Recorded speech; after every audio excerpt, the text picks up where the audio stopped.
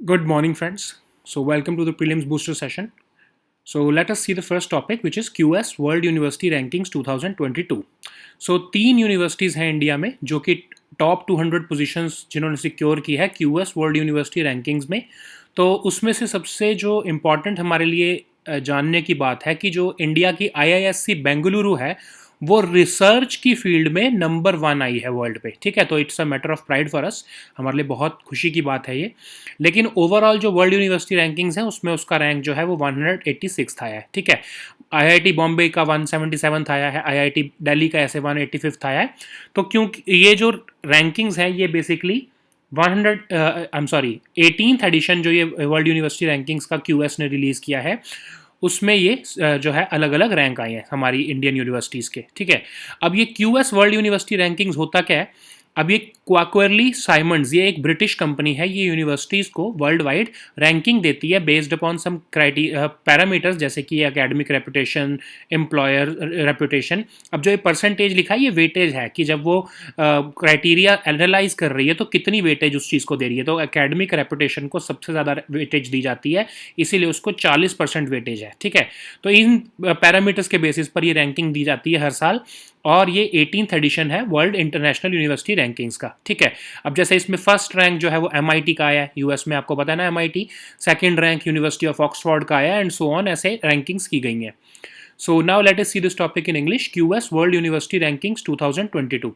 So three Indian universities have managed to secure uh, uh, three universities have managed to secure a considerable position in top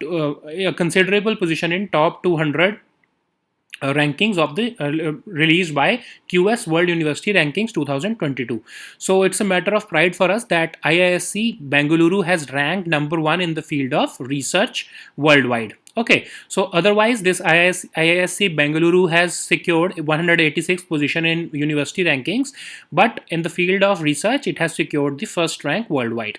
So we are studying this topic because 18th edition of World's International University Rankings by this QS. This QS is a company based in London, Britain, and it releases World University Rankings annually, and it in the year for the year of 2022. These rankings have been released recently.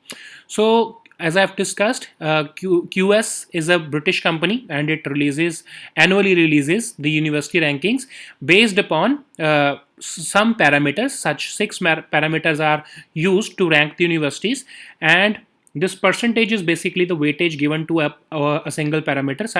So you can see that academic reputation is accorded the maximum number. The 40% of weightage is basically accorded to academic reputation, and based upon these criteria worldwide universities are ranked, and this university rankings are released. So the first rank has been secured by MIT. You have already know about it. So the second rank is secured by the University of Oxford. Okay, so this is basically an annual publication of university rankings released by this company named as Quakerly Simons. Okay, so let's see the next topic, which is कॉर्पेट. तो कॉर्पेट देखते हैं क्या है कि 31st addition of India और Thailand का coordinated petrol, ये भी एक तरह से मैरीटाइम एक नेवल एक्सरसाइज होती है ये। तो ये इंडिया और थाईलैंड के बीच में अभी कंडक्ट हो रही है। ठीक है, अब ये साल में 2 बार होती है, बाय एनुअल होती है। ठीक है, तो इंडिया की तरफ से INS सरयू और थाईलैंड की तरफ से HTMS क्राबी, ये दोनों जो है ऑफशोर पेट्रोल वेसल्स जो है इन्होंने पार्टिसिपेट किया, और डॉर्नियर मैरीटाइम पेट्रोल एयरक्राफ्ट दोनों नेवीज़ के उन्होंने भी पार्टिसिपेट किया। अब ये डॉर्नियर मैरीटाइम पेट्रोल एयरक्राफ्ट जो है ये जर्मनी की कंपनी थी, वो बनाती थी, लेकिन इंडिया में तो अब इसको HAL भी बनाती है। ठीक है, तो अब ये कॉर्पेट है क्या? ये इंडिया और थाईलैंड के बीच में ये एक्सरसाइज की जाती है ताकि इंडियन ओशन को सेफ रखा जा सके। इसको साल 2005 से कंडक्ट किया जा रहा है, हर साल 2 बार होती है ये एक्सरसाइज। ठीक है, इंटरऑपरेबिलिटी, फिर जो है ऑपरेशनल सिनर्जी बनाने के लिए, और अनलॉफुल एक्टिविटीज़ जो कि हमारे ओशन में हो रही हैं उसको हम जॉइंटली कैसे जो है टैकल कर सकते हैं, इसके लिए ही ये कॉर्पेट एक्सरसाइज की जाती है। So now let us see this topic in English, CORPAT. So the 31st edition of India-Thailand Coordinated Patrol, which exercise, it's a naval exercise, it is also known as CORPAT. It is being conducted right now in the Indian Ocean, and from India's side, INS Saryu is participating, and from Thailand side, HTMS Krabi. So these both offshore patrol vessels are participating in this exercise, and both navies are also including the Dornier maritime patrol aircraft. This Dornier aircraft is basically an aircraft which was made by a company from Germany, and after that, since 1980s or something, India's HAL is also producing this. Okay, so what is Corpet? Basically, it's a naval exercise conducted between India and Thailand, and it is aimed to keep Indian Ocean safe and secure for international trade. So it is conducted twice per year. Okay, so since 2005, this exercise is being conducted, and it is conducted twice per year, so biannually. We can also say it, and it is conducted to ensure that interoperability exists between our navies, India and Thailand's navy, and we can enhance the operational synergy of our navies. Okay, so it also aims to prevent all unlawful activities that are conducted in Indian Ocean, such as piracy and drug trafficking, terrorism, and robbery, and all that. So that's why we conduct this naval exercise with Thailand twice a year. Okay, so now let us see the next topic, which is UN ECOSOC. तो India जो है वो दोबारा से elect हो गया United Nations economic and social council में, और ये टर्म लिमिट जो है इंडिया की अब होगी, कौन सी टर्म के लिए इलेक्ट हुआ है, 2022 से 2024, ये 3 साल के लिए इलेक्ट हुआ है इंडिया. ठीक है, अब इसके बारे में देखते हैं यूएन इकोसॉक के बारे में. तो यूनाइटेड नेशंस का जो चार्टर था उसने 1945 में इकोसॉक को बनाया था. ये one of the 6 main organs है यूनाइटेड नेशंस के, और 15 स्पेशलाइज्ड एजेंसीज जो हैं उनके साथ मिलकर ये काम करता है. एक टाइम पर यूएन इकोसॉक में 54 मेंबर्स होते हैं. ठीक है, अब इंडिया जो यूनाइटेड नेशंस के 193 मेंबर्स जो हैं वो एलिजिबल हैं इसका मेंबर होने के लिए, लेकिन वो 193 के 193 जो है वो इसका मेंबर नहीं होते. सिर्फ एक टाइम पर 54 मेंबर्स होते हैं. हर साल 18 न्यू मेंबर्स जो हैं वो सिलेक्ट किए जाते हैं 3 साल के टर्म के लिए. ठीक है, अब क्यों 18 मतलब क्या हुआ कि अगर 18 मेंबर जो हैं वो 3 साल के टर्म के लिए, तो तब वो 54 मेंबर्स टोटल बनते हैं. ठीक है, तो हर साल 18 मेंबर रिटायर हो जाते हैं, 18 न्यू इलेक्ट होते हैं 3 साल के लिमिट के लिए. ठीक है, और इसमें ऐसी कोई लिमिट नहीं है कि एक बार अगर मेंबर रिटायर हो गया तो वो री इलेक्ट नहीं हो सकता है.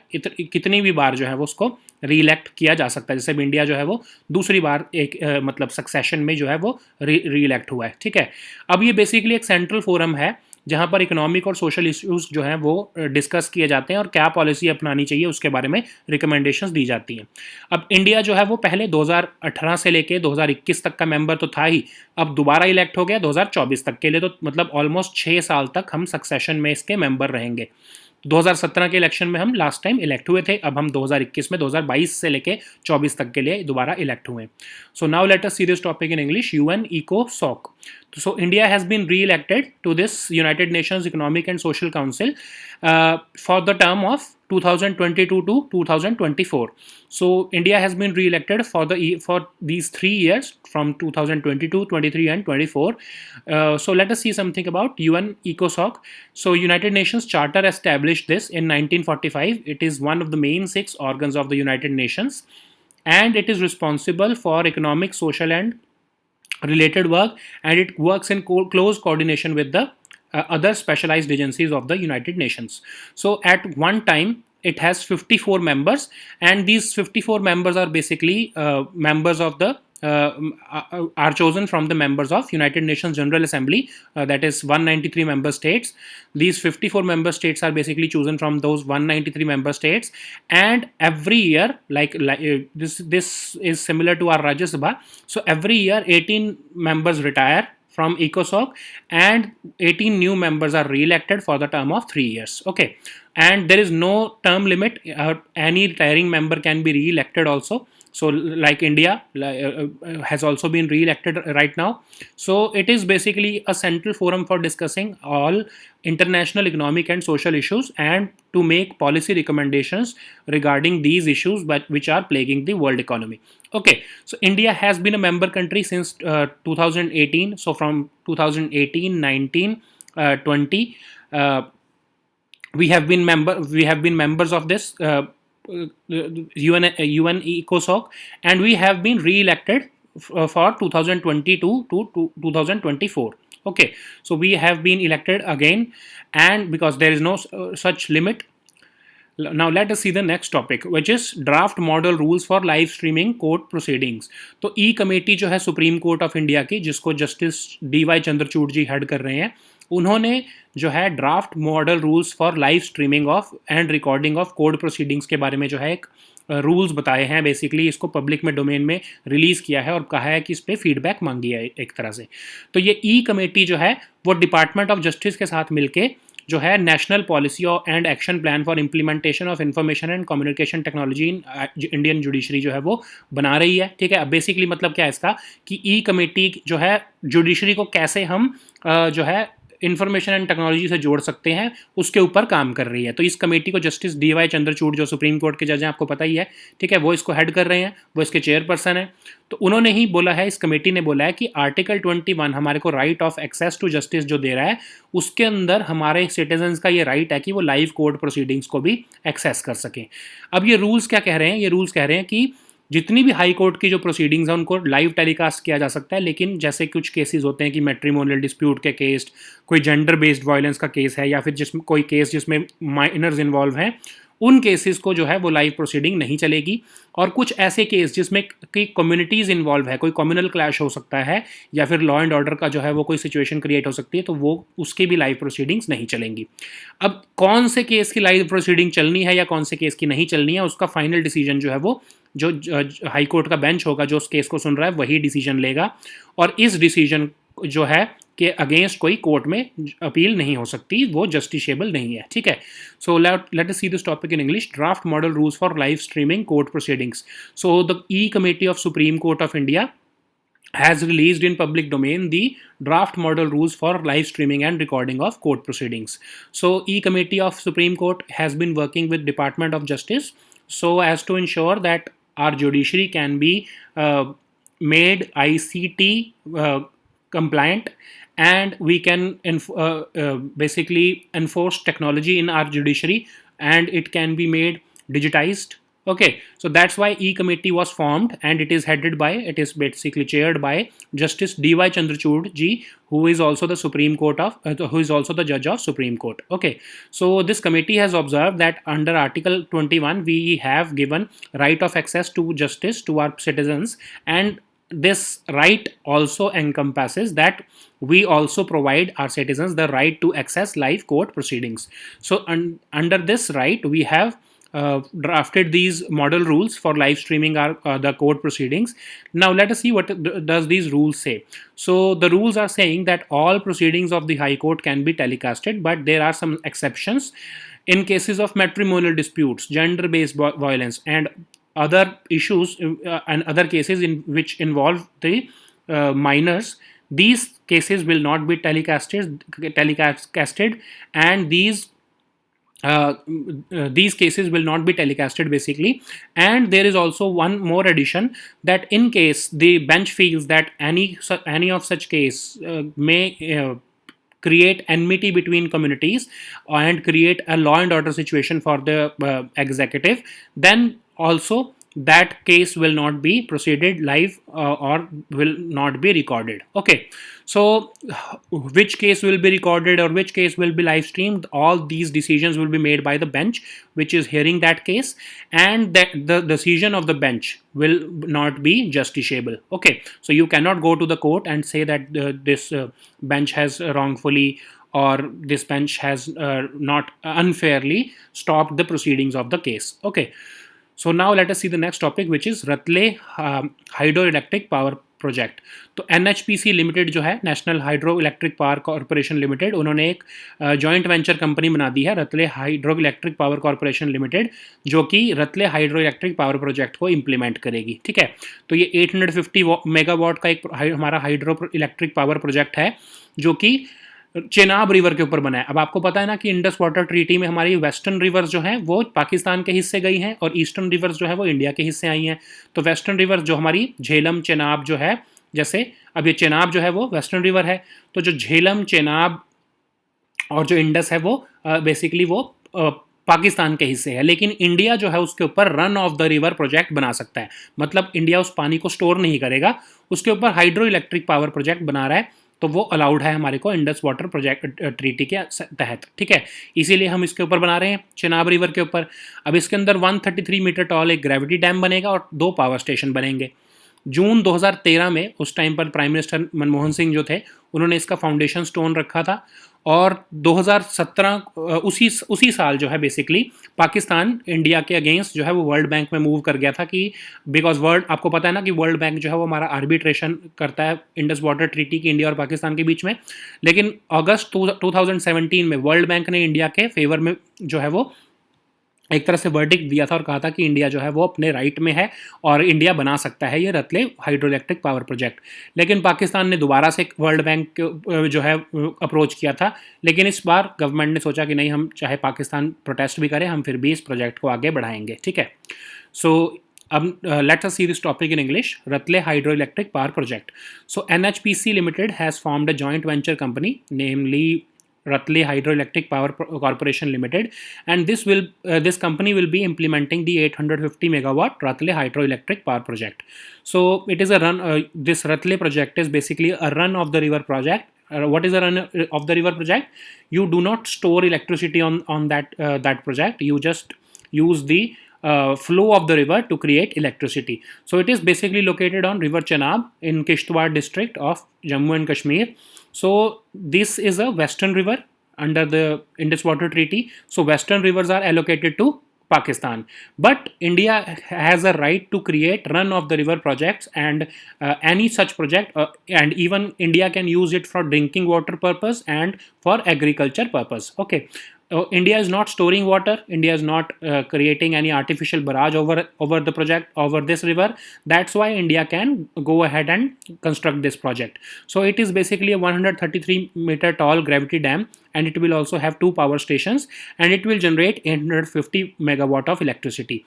It was inaugurated in the year June 2013 by the Prime Minister Manmohan Singh, by the then Prime Minister Manmohan Singh, and in that same year Pakistan approached the World Bank, because World Bank is an arbiter of this Indus Water Treaty. But in 2017 August, World Bank gave a verdict in favor of India and said that India is well within its right to construct this project. But Pakistan approached the World Bank with some other protests. But now the government of India has decided that it will go ahead and construct this project to generate electricity. Okay, so now let us see the next topic, which is Aravali. So supreme court ने Haryana government को और Faridabad municipal corporation को एक तरह से order किया है कि जितने भी एसेंशियल मेजर्स हैं वो आप लो, ताकि आप जितनी भी इंक्रोचमेंट्स हो गई हैं जो जैसे कि रेजिडेंशियल कंस्ट्रक्शंस बन गए हैं, इकोलॉजिकली फ्रेजाइल जो अरावली फॉरेस्ट लैंड है वहाँ पर जो बन चुका है उसको आपको रिमूव करना पड़ेगा, ठीक है। तो अब इसमें हम देखते हैं अरावली रेंज है क्या।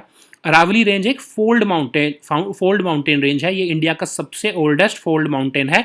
अब फोल्ड माउंटेन क्या होता है? जिसमें कॉन्टिनेंटल प्लेट जो है वो आपस में टकरा जाती हैं, ठीक है। उसी की वजह से जो माउंटेन्स क्रिएट होते हैं ना, उन्हीं को हम फोल्ड माउंटेन कहते हैं। और हमारा कौन सा एग्जांपल है इंडिया में फोल्ड माउंटेन का? हिमालयाज, ठीक है। हिमालयाज भी हमारे फोल्ड माउंटेन है, 2 प्लेट्स टकराई उसकी वजह से जो माउंटेन बन गए। तो जो अरावली है वो इंडिया का सबसे पुराना फोल्ड माउंटेन है, ठीक है। नॉर्थ वेस्टर्न इंडिया में ही लोकेटेड है। 670 किलोमीटर्स जो है ये साउथ वेस्ट डायरेक्शन में पड़ता है, मतलब ये दिल्ली से शुरू होता है और सदर्न हरियाणा राजस्थान से होता हुआ गुजरात में खत्म होता है, ठीक है। गुरु शिखर जो पीक है वो इसकी सबसे हाईएस्ट पीक है, 1722 मीटर की वो पीक है, और ये अर्बुदा माउंटेन जो है राजस्थान के वहाँ पर पड़ती है। अब जो है 3 मेजर रिवर्स और उसकी ट्रिब्यूटरीज जो हैं वो अरावली से फ्लो होती हैं, जैसे कि बनास और साहिबी। ये बनास और साहिबी रिवर जो कि यमुना की ट्रिब्यूटरी हैं वो अरावली में से निकलती हैं। लूनी रिवर जो है बहुत फेमस है, ये भी हमारे अरावली में से निकलती है और जाके रन ऑफ कच्छ में खत्म हो जाती है। So now let us see this topic in English, Aravallis.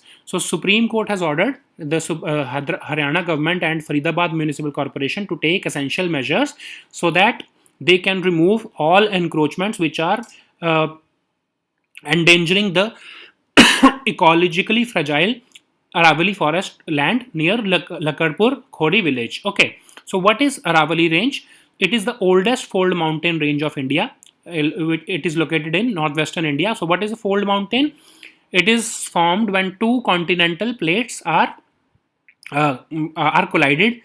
So these, when they collide and they grow up, and these they get fold basically. So these uh, continental plates get fold and it creates mountain. That's why we call it a fold mountain. Okay, so which is another fold mountain in India? Himalayas. Okay, so but Aravallis is the oldest fold mountain range of India.